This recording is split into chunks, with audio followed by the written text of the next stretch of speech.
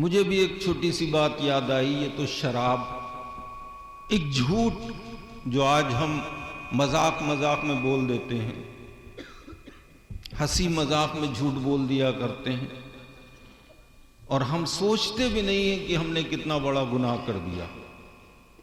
میرے آقا مصطفیٰ کریم صلی اللہ علیہ وسلم کی بارگاہ میں ایک شخص حاضر ہوا جو آپ سے بے پناہ محبت کرتا تھا۔ عرض کی کہ میں کلمہ پڑھنا چاہتا ہوں۔ آقا نے فرمایا پڑھ لے، دیر کس بات کی۔ اس نے کہا میرے اندر 4 برائیاں ہیں اور وہ ایسی ہیں جنہیں میں ایک ساتھ نہیں چھوڑ سکتا۔ آپ اگر کہیں تو ان برائیوں میں سے 4 برائیوں میں سے میں ایک برائی کو چھوڑ دوں گا۔ آقا نے فرمایا کون سی برائیاں ہیں تیرے اندر؟ اس نے کہا پہلے تو میں جھوٹ بولتا ہوں، دوسری برائی کی میں شراب پیتا ہوں، تیسری برائی میرے اندر یہ ہے کہ میں زنا کرتا ہوں، اور چوتھی برائی یہ ہے کہ میں چوری کرتا ہوں۔ آپ کوئی بھی ایک بات اس میں سے بتائیں جسے میں چھوڑ دوں گا، چاروں ایک ساتھ نہیں چھوڑ سکتا۔ آپ نے فرمایا کلمہ پڑھ لے، مسلمان ہو جا۔ کلمہ پڑھا، مسلمان ہو گیا۔ آپ نے فرمایا جھوٹ بولنا چھوڑ دے۔ بہت خوش ہوا کہ یہ تو بہت ہی معمولی سی بات ہے، جھوٹ نہیں بولوں گا۔ اپنے گھر ہنسی خوشی گیا اور جانے کے بعد بیوی سے کہا مبارک ہو کہ میں بھی آج مسلمان ہو گیا۔ اس بیوی نے کہا تم اور مسلمان ہو گئے؟ کوئی ایسی برائی تمہارے اندر ہے؟ کوئی ایسی برائی ہے جو تمہارے اندر نہ پائی جاتی ہو؟ اس نے کہا نہیں، میں نے اپنے آقا مصطفیٰ کریم سے وعدہ کیا ہے کہ آپ جو برائی کہیں گے میں چھوڑ دوں گا۔ آقا نے فرمایا بس جھوٹ بولنا چھوڑ دے۔ میں نے یہ وعدہ کیا ہے کہ میں اب جھوٹ نہیں بولوں گا۔ بولی شراب؟ بولا اجازت مل گئی۔ چنانچہ شام ہوئی، ہنسی خوشی میں خانے پہنچا، ایک بوٹل لی اس نے، اور اس کے بعد اس شراب کو ایک گلاس میں انڈیلا۔ انڈیلنے کے بعد اپنے منہ کے قریب لایا اور سوچا کہ مجھے اس کے لیے تو منع نہیں کیا، میں شراب پی لوں آرام سے۔ پھر اسے خیال آیا کہ کل جب میں آقا کی بارگاہ میں حاضر ہوں گا، جملہ صحابہ ہوں گے اور مجھ سے پوچھیں گے کہ اے شخص یہ بتا کیا تو نے شراب تو نہیں پی تھی؟ اور میں وعدہ کر چکا ہوں کہ میں اب جھوٹ نہیں بولوں گا۔ میں جھوٹ تو بول نہیں سکتا، میں نے اگر کہہ دیا کہ میں نے شراب پی تھی تو لوگ میرا مذاق اڑائیں گے، کیا کہیں گے کیسا مسلمان ہے محمد عربی کا کلمہ پڑھنے کے بعد بھی شراب پیتا ہے۔ فوراً اس نے شراب پھینکی، واپس گھر آیا اور آنے کے بعد سوچنے لگا، مچلنے لگا، چونکہ یہ عادت تھی اس کی۔ فوراً اسے خیال آیا چلا جائے فلاں فاحشہ کے گھر پہ زنا کے ارادے سے۔ جیسے ہی وہ اپنے گھر سے باہر نکلا اور ایک طوائف کے دروازے پہ پہنچا، قدم اندر رکھنے والا تھا کہ اس کے ذہن میں آیا کہ کل اگر کسی صحابی نے مجھ سے پوچھ لیا کہ اے شخص یہ بتا کہ تو نے زنا تو نہیں کیا تھا، اگر میں نے کہہ دیا کہ ہاں میں گیا تھا تو میرا مذاق اڑائیں گے، کیا سوچیں گے میرے بارے میں؟ کلمہ پڑھ کے مسلمان ہو چکا ہے پھر بھی یہ زنا کر رہا ہے۔ چنانچہ اپنے قدموں کو واپس لوٹایا اور گھر آ ہی رہا تھا کہ اسے ایک دروازہ کھلا دکھا۔ اس نے سوچا کہ چلو اپنا کام کرتے ہیں، اس گھر میں ہاتھ صاف کرتے ہیں۔ چوری کی نیت سے گھر میں داخل ہونے والا تھا کہ اس کے ذہن میں ایک دم خیال آیا کہ کل میرے آقا مصطفیٰ کریم کی مجلس ہوگی، محفل ہوگی، اس میں تمام صحابہ ہوں گے، اسی محفل میں علی و عمر بھی ہوں گے، اور جس کا گھر ہے وہ اگر اپنا کیس لے کے آقا کی بارگاہ میں پہنچ گیا اور آقا نے پوچھا کہ اس کے گھر میں چوری کس نے کی، اور کہیں علی و عمر نے مجھ سے پوچھ دیا کہ کہیں تم نے تو نہیں اس کے گھر میں چوری کی، چونکہ وعدہ کر چکا ہوں کہ جھوٹ نہیں بولوں گا. اگر میں نے سچ بتا دیا کہ ہاں میں نے ہی چوری کی ہے تو میرا حال کیا کریں گے عمر؟ میرے ساتھ کیسے پیش آئیں گے علی؟ فوراً اپنے قدموں کو واپس لیا، اپنے گھر آیا. صبح محفل سجی، آقا کی خدمت میں حاضر ہوا اور عرض کی کہ یا رسول اللہ، میں سوچتا تھا کہ جھوٹ سب سے ہلکا گناہ ہے، لیکن جھوٹ تو سب پر بھاری ہے. تو یہ محفل جو ہے آج سجائی گئی ہے. مفتی اشرف صاحب نے آپ سے کہا کہ اگر شاید کوئی ایسا ہو، حالانکہ ہم مسلمان ہیں، ہمارے لیے شراب حرام ہے، ہم تو شراب کو منہ میں کیا لگانا اس کے پاس تک نہیں جا سکتے، لیکن شاید ہمارا کوئی نوجوان بھائی ایسا ہو جو غلطی سے یار دوستوں کے ساتھ چکر میں آ کے پہنچ گیا ہو کبھی شراب کی بھٹی پہ، تو آج اسی محفل میں بیٹھ کر توبہ کر لے کہ آج کے بعد کبھی میں شراب کے ہاتھ لگانا تو دور کی بات، کبھی میں شراب کی بھٹی کے قریب نہیں جاؤں گا. تو یقین مانیے آپ کا جلسہ بھی کامیاب ہو جائے گا، ان کی تقریر بھی کامیاب ہو جائے گی، اور جنہوں نے اس محفل کو سجایا ہے ان کی محنتیں بھی کامیاب ہو جائیں گی.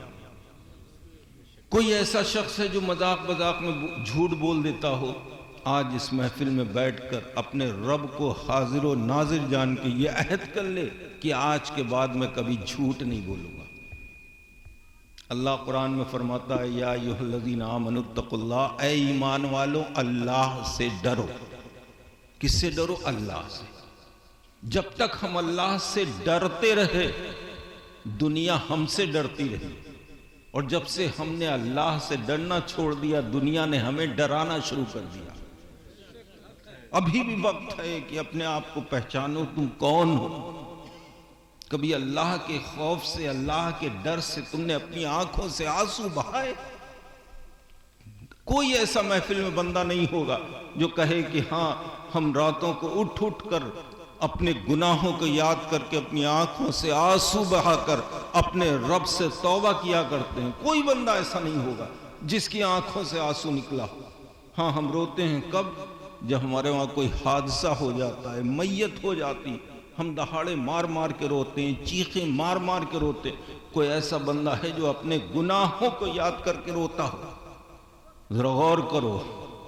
ایک نام آیا ہے تاریخ میں جو کہ سنہرے حرفوں سے لکھا ہے. وہ نام آپ، ویسے تو آپ کے پاس اتنا ٹائم نہیں کہ آپ علماء کے پاس بیٹھیں اور ان سے پوچھیں کہ ان سے کہیں کہ ہمیں دین کی باتیں بتاؤ، لیکن ہاں جمعے آپ مسجد میں پہنچتے ہوں گے تو آپ کی مسجد کے امام جب خطبہ پڑھتے ہیں تو اس خطبے میں جو دوسرا نام آتا ہے وہ نام ہے عمر فاروق رضی اللہ تعالیٰ عنہ. آپ جانتے ہیں کون عمر؟ وہ عمر جن کے بارے میں میرے آقا ارشاد فرمائے کہ میرے بعد اگر کوئی نبی ہوتا تو عمر ہوتے. کون عمر؟ وہ عمر جن کے بارے میں میرے آقا مصطفیٰ کریم ارشاد فرمائے جب عائشہ صدیقہ رضی اللہ تعالیٰ عنہ نے عرض کی کہ حبیبی یا رسول اللہ، کیا کوئی ایسا بھی بندہ ہے کہ جس کی نیکیاں آسمان کے تاروں کے برابر ہوں؟ تو میرے آقا ارشاد فرمائے ہاں عائشہ، وہ میرا عمر ہے جس کی نیکیاں آسمان کے تاروں کے برابر. وہ عمر جن کے بارے میں حضرت جبرائیل عرض کریں حبیبی یا رسول اللہ کیا عمر تشریف لا رہے ہیں؟ میرے آقا عرض کریں، میرے آقا ارشاد فرمائے اے جبرائیل، عمر کو کیا آسمان والے بھی جانتے ہیں؟ تو حضرت جبرائیل عرض کریں حبیبی یا رسول اللہ، عمر زمین کے مقابلے آسمان پہ زیادہ مشہور ہے. وہ عمر جن کے بارے میں آقا ارشاد فرمائے اگر کسی کو چلتا پھرتا جنتی دیکھنا ہو وہ عمر کو دیکھ لے. وہی عمر پوری رات اپنے رب کے خوف سے رویا کرتے تھے، آنکھوں سے آنسو بہایا کرتے تھے. حد تو یہ ہو گئی کہ آپ کے چہرے پہ، آپ کے رخسار پہ نشان پڑ گئے آنسوؤں کے. ساتھیوں نے دیکھا، عرض کی کہ اے عمر، آخر اتنا رونے کی وجہ کیا ہے، سبب کیا ہے؟ ذرا غور کرو، عمر کے جملے سماعت کرو میرے بھائیوں. حضرت عمر ارشاد فرماتے ہیں بھائی میں اس خوف سے ڈرتا ہوں کہ بروز محشر اللہ رب العزت اعلان فرما دے کہ جتنے ہیں میں نے سب کو بخش دیا سوائے ایک کے. میں اس خوف سے روتا ہوں کہیں ایسا تو نہیں وہ ایک میں ہی ہوں. ذرا غور کیجئے، آج ہم 2 وقت کی نماز پڑھ لی، بس جنت کے ٹھیکیدار بن گئے. آج ہمارا کیا کردار ہے؟ کبھی ہم روتے ہیں اپنے گناہوں کو یاد کر کے؟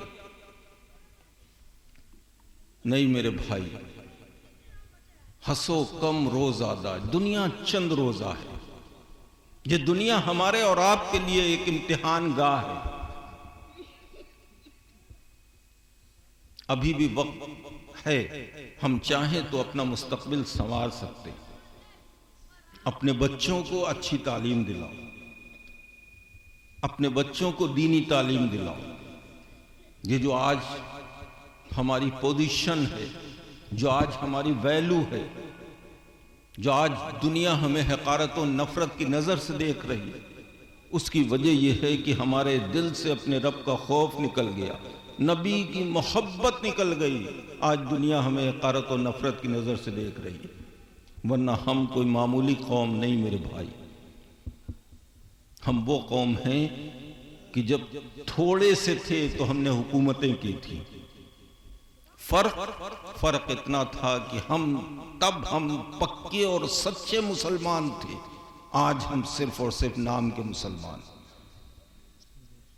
آج ہماری مسجدیں سونی پڑی، آج ہمارے گھروں سے گانے بجانے کی آوازیں آ رہی ہیں. آج اس قوم کی عورتیں بازاروں میں اور مزاروں پہ ننگے سر بغیر پردہ گھوم رہی ہیں. ابھی بھی وقت ہے اپنے آپ کو پہچانو. تم کون ہو، کس مقصد کے لیے اس دنیا میں آئے ہو، اور تم نے کس نبی کا کلمہ پڑھا ہے. اپنی قسمت پہ فخر کیا کرو. جب بستر پہ سونے کے لیے جایا کرو تو اپنے سارے دن کا محاسبہ کیا کرو. آج ہم نے کتنے گناہ کیے ہیں، کتنی نیکیاں کی ہیں. تمہیں خود بخود اندازہ ہو جائے گا. فخر سے جھوما کرو کہ ہم نے ایسے نبی کا کلمہ پڑھا کہ جس نبی کی امت میں پیدا ہونے کے لیے خود نبیوں نے تمنائیں کی.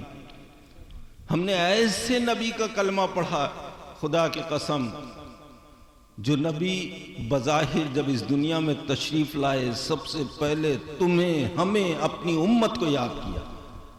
میرے آقا نے فرمایا رب حبلی امتی، رب حبلی امتی. اے پروردگارہ میری امت کے معاملات میرے حوالے کر دے، میری امت کی مغفرت فرما دے. ہم نے ایسے نبی کا کلمہ پڑھا ہے جس نبی نے ہماری خاطر، آپ کی خاطر اپنے پیٹ پہ پتھر باندھے. ہم نے ایسے نبی کا کلمہ پڑھا ہے جس نبی نے ہماری خاطر فاقے کیے. لیکن افسوس، اب اس مجمع میں کوئی خطیب صاحب، کوئی ناظم صاحب اگر کہیں کہ ضرورت پڑے نبی کی ناموس کی خاطر، نبی کی محبت میں، کیا اپنی گردن کٹا سکتے ہو؟ تو ایک نہیں، جتنے ہیں سب کے ہاتھ بلند نظر آئیں گے کہ ہاں ہم نبی کی محبت میں اپنا سر کٹا سکتے ہیں، گردن کٹا سکتے ہیں. لیکن افسوس تمہاری یہ محبت دکھاوے کی ہے. وہی نبی ارشاد فرماتے ہیں قرۃ عینی فی الصلاۃ، میری آنکھوں کی ٹھنڈک نماز ہے. جو بندہ نماز پڑھ کے اپنے نبی کی آنکھوں کو ٹھنڈک نہیں پہنچا سکتا، وہ نبی کی محبت میں گردن کیا کٹائے گا؟ اپنی مسجدوں کو آباد کرو، علماء کی صحبت اختیار کرو.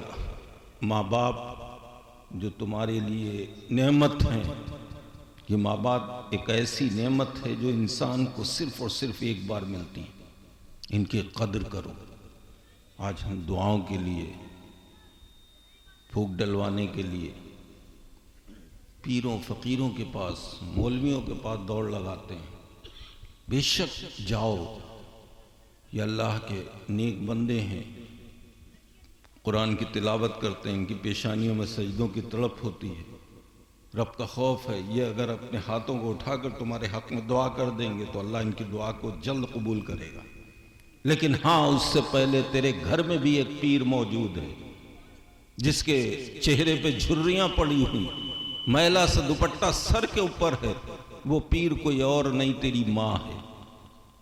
اگر تو نے پریشانی کے عالم میں جا کر اپنی ماں کے قدموں کو پکڑ کے عرض کر دی، اے ماں تیرا بیٹا سخت مصیبت میں گھرا ہوا ہے، اپنے بیٹے کے حق میں دعا کر دے، اور اگر تیری ماں نے تیرے حق میں اپنے رب کی بارگاہ میں دعا کر دی، اپنے آنچل کو پھیلا دیا، تو تیری ماں کی دعا اللہ ایسے قبول کرے گا جیسے کہ نبی کی دعا امتی کے حق میں اللہ قبول کرتا ہے۔